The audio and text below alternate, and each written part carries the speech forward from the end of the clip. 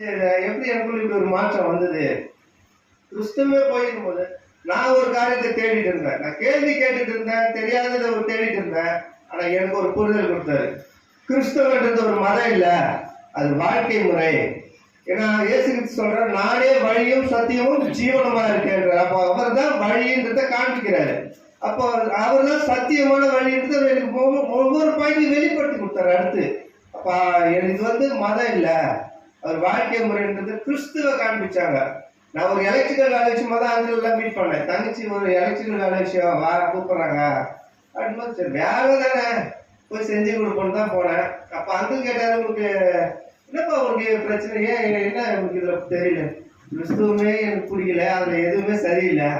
ஏன்னா ஒரு சின்ன குழா சண்டையில போய் கேட்டாங்களா, நீங்களாம் ஒரு கிறிஸ்தவங்களான்னு கேட்டுருவாங்க. ஏன்னா அவங்க தான் கேள்வி கேட்க முடியாது. ஏன் அப்படி கேட்கறாங்கன்னா, கிறிஸ்து எப்படிப்பட்டவர் கிறிஸ்தவங்க தான் சொல்றாங்க.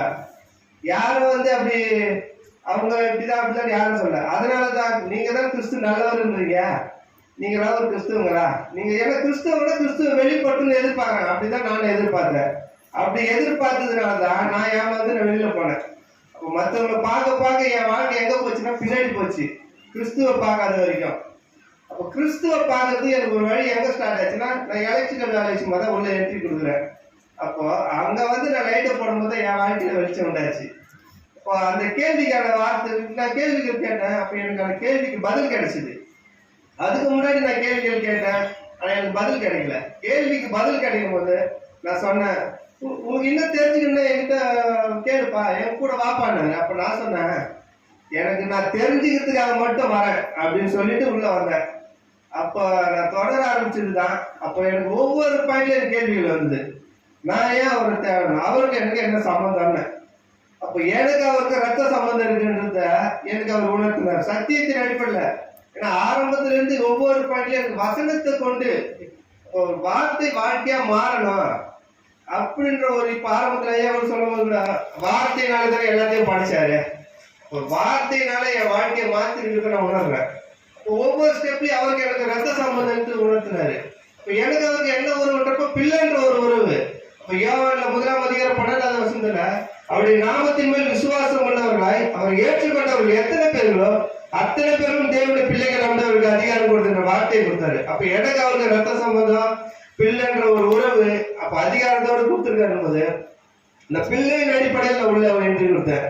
அப்ப நான் ஒரு பிள்ளை ஆயிட்டேன், எனக்கு அவருக்கு உறவு இருக்குது. இவர் மூலியமா இவரோட விசுவாசிகள் மூலியமா பிதாவுக்கு நான் பிள்ளையா இருக்கிறேன். அப்ப எனக்கு அந்த அடிப்படையில் உள்ள வரும்போது அப்ப நான் என்ன தேடினேன், நான் எதை நான் மிஸ் பண்ணேன்னா, ஆரம்பத்துல இவர் தான் கடவுள்ன்றத நான் மிஸ் பண்ணேன். ஆனா நான் திரும்ப உள்ள வரும்போது இவர் தான் உண்மையான தேவன் உணர்ந்தேன். ஏன்னா என்னால நிறைய பேர் இடர்கள் ஆனாங்க, எங்க கம்பெனில சரி எல்லா இடத்துலயுமே. ஆனா நான் திரும்ப சபைக்கு போனது எனக்கு திரும்பி கேள்வி கேட்டாங்க எல்லாருமே, கிறிஸ்துவ இல்ல, எதுவுமே சரியில்லை, எல்லாம் பொய்ன்னு சொன்னீங்க, நீ என்ன பண்றன்னு கேட்டாங்க.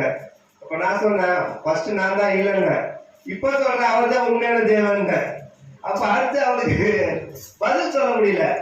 ஏன்னா அப்ப சொன்னது நான் தான், இப்ப சொல்றது நான் தான், இதுக்கு நான் பதில் சொல்றேன். அப்ப இல்லைன்றதுக்கு நான் ஆதாரங்களை சொன்னேன், இப்ப இருக்காருன்றதுக்கு ஆதாரத்தை சொல்றேன்.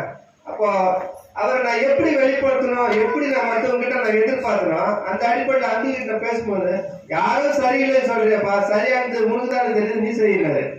அப்போ எனக்கான புரிதல் பவுல் சொல்றாங்க, நான் கிறிஸ்துவை பின்பற்றுவது போல நீங்கள் என்ன பின்பற்றுவீங்களா இருங்கன்ற போல இயேசு கிறிஸ்து எப்படி பிதாவை வெளிப்படுத்தினாரோ அது போல என் வாழ்க்கையில நான் கிறிஸ்துவை வெளிப்படுத்தணும், என்னை பார்த்தா கிறிஸ்துவ பார்க்கணும், என் செயல்பாடு கிறிஸ்துவ வெளிப்படுத்தணுன்ற அடிப்படையில் நான் உள்ள வந்தேன். ஒவ்வொரு நாளும் சத்தியத்தை விலக்கி கொடுத்தாரு. நான் எங்க நான் டிராப் பண்ணணும், ஏன்னா 17ஆம் அதிகாரத்துல 5வது வசனத்துல சொல்றாரு, மனுஷன் மேல் நம்பிக்கை வைத்து மாம்சமானதை தன் புயபலமாக்கி கொண்டு கர்த்தரை விட்டு விலகுகிற இருதயம் உள்ள மனுஷன் சபிக்கப்பட்டான் என்று கர்த்தர் சொல்லுகிற வார்த்தையின்படி எனக்கு நான் யாரை பார்த்து பின்னாடி வாங்கி போடணும், பின்வாங்கி போடணும், அந்த இடத்துல எனக்கு மீட்டு எடுத்ததை நான் உணர்ந்தேன். அப்போ நான் மனுஷங்க தான் இவங்க தான் சரியில்லை, அவங்க தான் சரின்னு சொல்லும் போது நான் சரியாயிட்டு பார்த்தா நான் இன்னும் இதோட மோசமா போயிட்டு இருந்தேன். ஆனா நான் திரும்ப உள்ள வர்றதுக்கு எனக்கு ஒவ்வொரு வார்த்தையா கொடுக்கும்போது மனுஷன் மேல் நம்பிக்கை வைத்து நான் எப்படி போடணும், கர்த்தர் மேல் நம்பிக்கை வைத்து கர்த்தரையே தன் நம்பிக்கையா கொண்டு மனுஷன் பாக்கியம் 7வது வசனத்துல சொல்லும் போது என் வாழ்க்கை நான் திரும்ப உள்ள வரும்போது புதுப்பிக்கப்பட்டது நான் உணர்ந்தேன். அப்ப இது வரைக்கும் நான் தொடர்ந்து என் வாழ்க்கையில நான் அவரை வெளிப்படுத்தணும். கிறிஸ்தவனுக்கு மதம் இல்லை, அது வாழ்க்கை முறைன்றத நான் இது வரைக்கும் நான் எங்க ஃப்ரெண்ட்ஸுக்கு மத்தியில் நான் சொல்லும் போதுதான், அப்ப எல்லாரும் நான் மற்ற கிறிஸ்தவத்தை பத்தி பேசாத வேற யாரும் சொன்னா கூட இவங்க அப்படிப்பட்டவங்க இல்ல, நீ சொல்ற கிறிஸ்தவங்க இவங்க இல்லைன்றது எனக்கான ஃப்ரெண்ட்ஸுங்களே எனக்காக சப்போர்ட் பண்ணதை நான் பார்த்தேன். அப்ப என் செயல்முறை என் செயல்பாடு எப்படி இருக்குது கம்பெனில, நான் சண்டே வரமாட்டேன். மேனேஜர் எப்படி கேட்கறாங்கன்னா, நாளைக்கு எல்லாரும் வேலைக்கு